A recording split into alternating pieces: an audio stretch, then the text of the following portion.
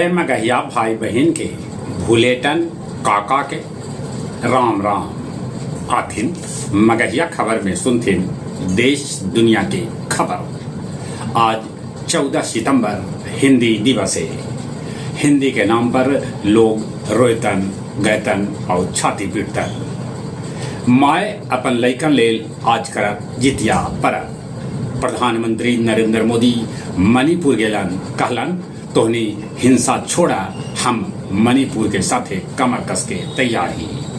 वो आज असम के दौरा पर रहतन, तब कल बंगाल और बिहार ऐतन। 64% अभ्यर्थी दिलन 31वां बीपीएससी के पीटी परीक्षा।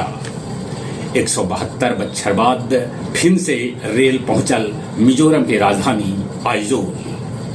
वैष्णो देवी के यात्रा आज से शुरू करे रहल, बाकी फिर से ओकरा रद्द कर देवल गए। भाजपा बिहार के हर विधानसभा क्षेत्र में 10,000 डिजिटल योद्धा बनौतन। मेघालय के पूर्व मुख्यमंत्री डीडी लपांग के हो गए देहांत। राजा रघुवंशी के मारे वाली सोनम रघुवंशी कोर्ट में जमानत लेल याचिका दायर कैल है। भोजपुर में AK-47 समेत हथियार के जखीरा पुलिस कैलक बरामद।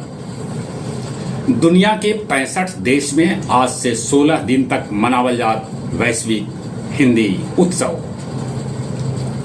अमेरिकी राष्ट्रपति डोनाल्ड ट्रंप कहलका कि G7 के जौन देश रूस से तेल खरीदतन ओकरा पर लगावल जाए भारी टैक्स। रूस के काम नाटका क्षेत्र में 7.4 तीव्रता के भूकंप आए। नेपाल में अब शांति धीरे धीरे हो रहा है कायम, कर्फ्यू हटावल जा रहा है। जापान में 1 लाख से बेसी आदमी के उम्र 100 बछर से ऊपरे है। गया जिला हिंदी साहित्य सम्मेलन भवन में काव्य संध्या 577 के आयोजन कैल गेल, जेकर अध्यक्षता सुरेंद्र सिंह सुरेंद्र और संचालन सहज कुमार कैलका। फतेहपुर के राघोपुर में एगो युवक के फोन पर बोला के गोली मार के हत्या कर देवल गए।